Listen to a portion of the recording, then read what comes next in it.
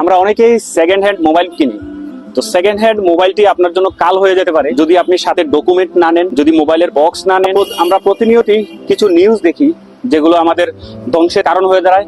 মামলা মোকদ্দমা কেস সবকিছুতে ফেস করতে হয়। তো আপনি কি করলে বিপদে পড়বেন না? আপনি বিপদে পড়বেন না যদি আপনি নতুন মোবাইল কিনেন। অবশ্যই আপনি সেকেন্ড হ্যান্ড ফোন কিনতে পারেন, তবে সেক্ষেত্রে আপনার সেই দোকানের ভিজিটিং কার্ডটা রাখবেন, তাদের দেওয়া রসিদ রাখবেন, তাদের যেই ভাউচার এটি রাখবেন, দোকানের কার্ডটা তো অবশ্যই রাখবেন।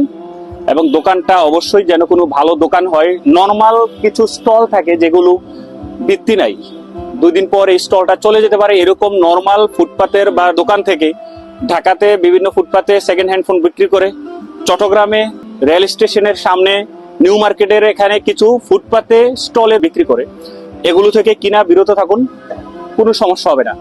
চেষ্টা করবেন একটা দোকান থেকে, যে দোকানটা স্থায়ী, সেখান থেকে রসিদ সহ ভিজিটিং কার্ড সহ, যেন পরবর্তীতে আপনি কোনো ট্রেকিং এর বা মামলার শিকার না হন। যেন আপনি প্রমাণ দেখাইতে পারেন যে এই মোবাইলটা আমি এই দোকান থেকে কিনেছি, ডকুমেন্ট আছে, এই বক্স আছে, আইএমই নাম্বার আছে, এর সবকিছু আছে। আমরা প্রতিনিয়ত এই সমস্যাগুলোর ফেস করি, যেখানে বিভিন্ন মামলা, বিভিন্ন মোকদ্দমার পরবর্তীতে শিকার হয়, থানা থেকে ফোন দেওয়া হয় ট্রেকিং করে যে আপনি এই ফোনটা কোথায় পেয়েছেন। যেন এই ঝামেলাগুলো আপনি না পোহাতে হয়, চেষ্টা করবেন কোনো দোকান থেকে রসিদ সহ ফোন কেনার জন্য।